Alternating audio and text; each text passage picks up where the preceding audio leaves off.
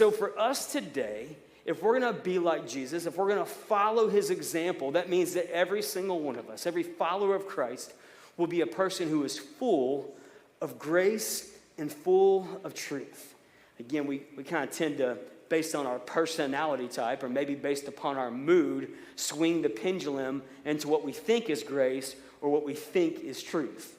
So sometimes there's people who are just brash and don't hold their tongue back, and they think, oh, I'm a person who's full of truth.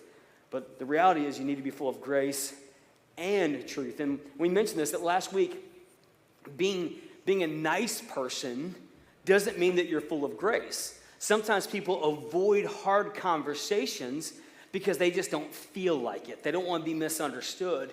And for their own self-preservation, they avoid it. And so kind of like you can't have a shadow without a light. You can't have a rainbow without the sun shining through rain. You can't have grace unless you have truth coming to light. You see that? That you have to have both those two things. You can't fix people. Self-righteousness assumes I know how to fix people. But true righteousness relies on God's power and cares for people with grace and truth, hoping to see God restore them. There's a difference between fixing people and restoring people. If I'm going to try to fix somebody, that means I think I know what they need and how to get there. If I'm saying, Lord, use me with grace and truth to restore someone, that means I'm depending upon him for the means and for the methods and for the way that he works about that sanctification in their life. But what the difference is, fixing them makes them conform to me. Restoring them conforms them to Christ and what he has in store for people. There's a big difference between self-righteousness that's actively trying to fix people and true righteousness that just wants them to see them, that just wants to see them become what God created for them to be. Fixing is making them think what I think they should be. Restoration is making them or pursuing them being what God wants them to be. I think one of the reasons that is because the sins of other people often reveal our own. The sins that you observe in somebody else's life often agitates the sins that are present in your life. I'll give you a couple examples. Have you ever known someone and somebody needed to put them in their place?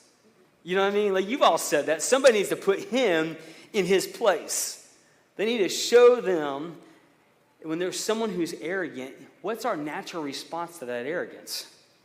Arrogance.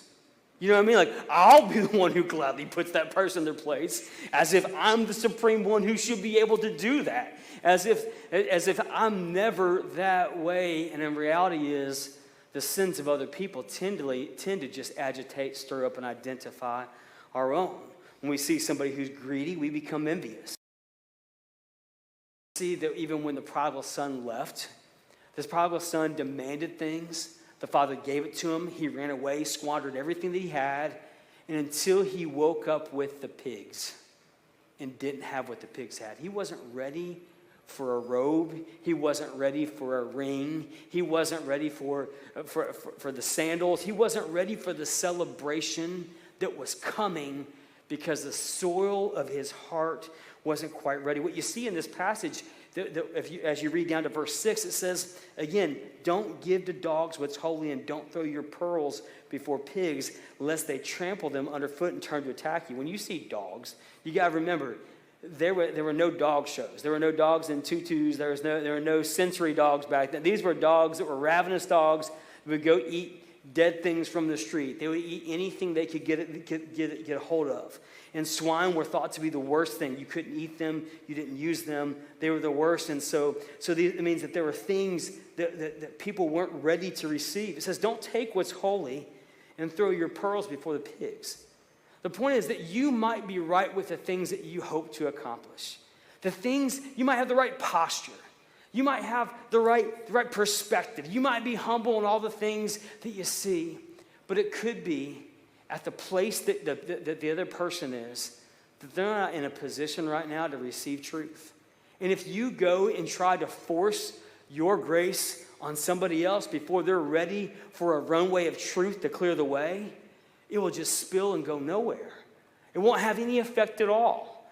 And it tells us in this passage that there are some people who just aren't ready for the precious things that God has given to you